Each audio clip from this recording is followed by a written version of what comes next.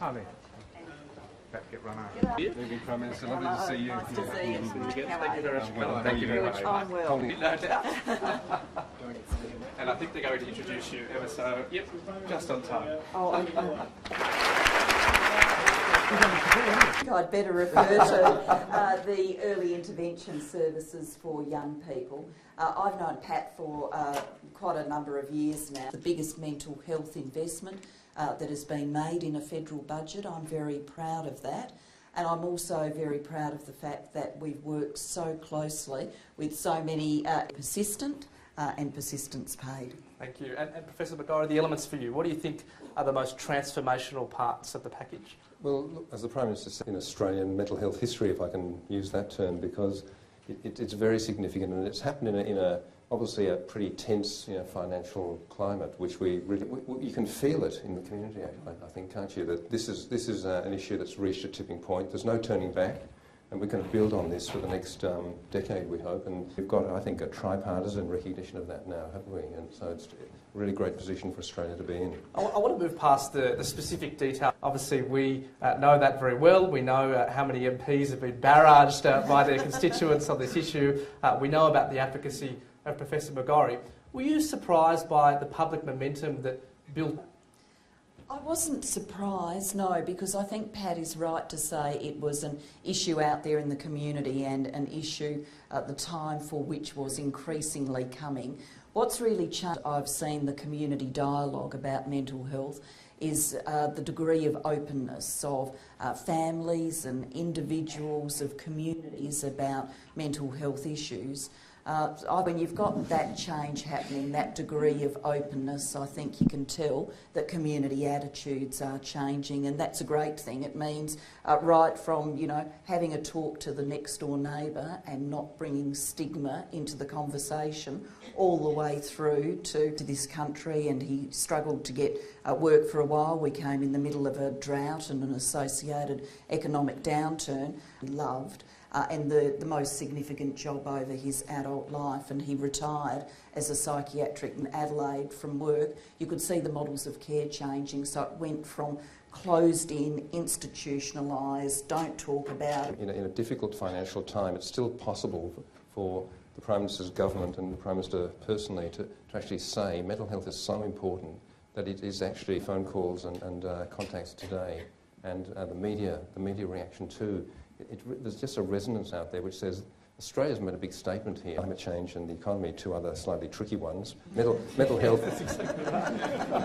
Mental health is it's plain sailing by the change from a personal point of view, and I've certainly lived through that too. I started training in the old institutions, and Ian Hickey here, the same. I mean, we remember what it was like, and now we've got confidence, and we've got confidence that our programs, as Mark Butler would say, are shovel ready. They work. They're cost effective, and we've got a lot more confidence in saying. Well, I certainly, as someone who's going to turn 50 this year, later on this year, I've certainly... You can't tell, don't worry. Thank you for saying that. I fear that at the end of some long days you really can. That's part of the problem. Look, as the friendship group has been touched by mental illness, including by one family friend, one young girl who developed a very profound mental... being here as a Member of Parliament and having served as Shadow Minister for Health, when I took that portfolio in opposition, we were fighting campaigns on a range for the Labor government. It's one thing for me to say it, it's another thing to get it done, and getting it done has required this collaboration with Minister Mark Butler being specifically a Minister for Mental Health, once again, a new way of working and a new way of people who have shaped my thinking and I think shaped the nation's thinking on mental health. This point, what is it about a community campaign that, an attractive community campaign? What do you think are the elements of community? Feel good. If you invest in these things, they will make a difference. So it's the coming together of community concern, of people who are willing to, raise their voice and say, I'm here and I'm concerned. You've got to be really sure. And one of the ways to be sure about that is the link which Ian and I have both pursued throughout our careers with research, clinical research, to make sure we actually, first, both in individually and then in models of care, evaluate them, and then the role is then to scale them up. And there's a whole literature on scaling up of programs, which is often it's rarely followed actually. So there is an expertise that has head around that very, very quickly, and set up a process to actually make sure we were on the right track. So I think it's... That's Nicola Roxon.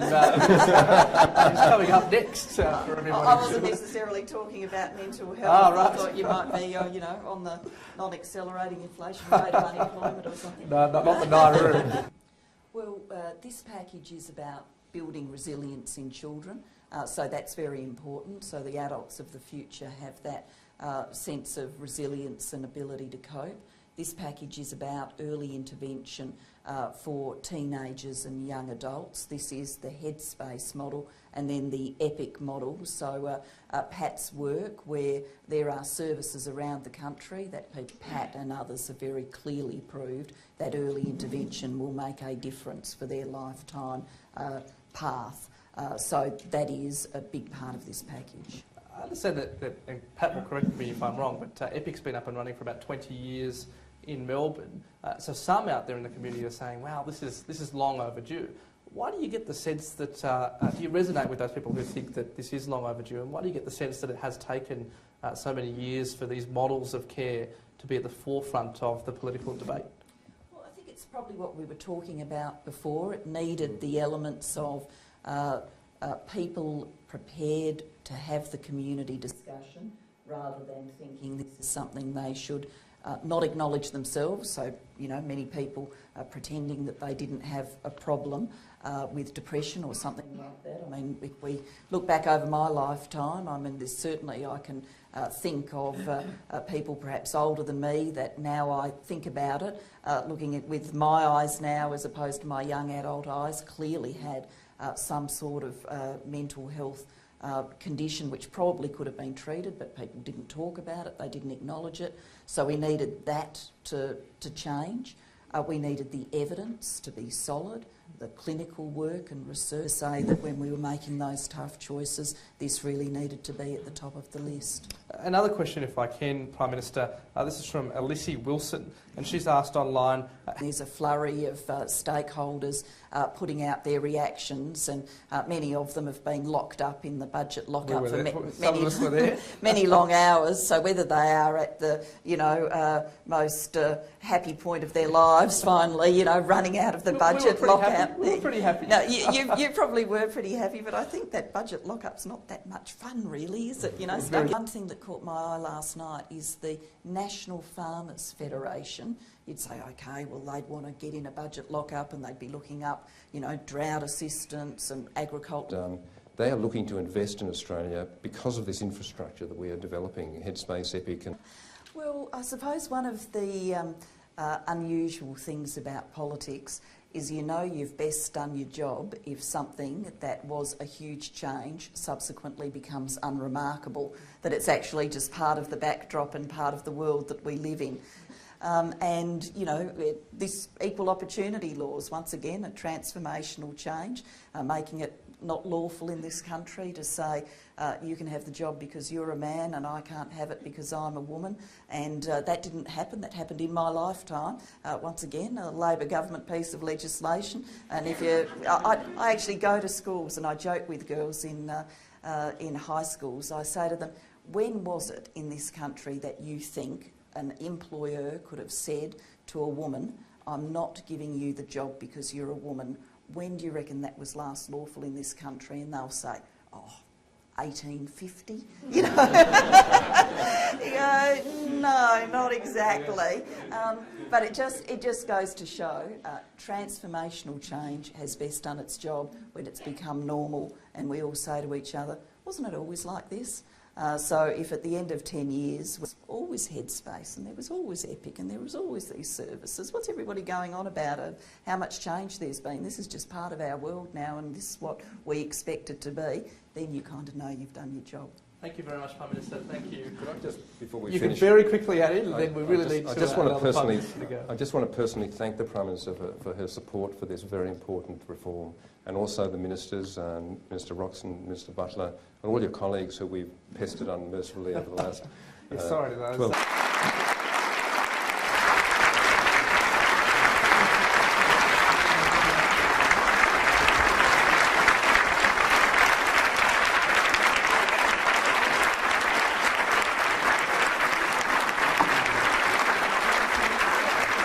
Chair.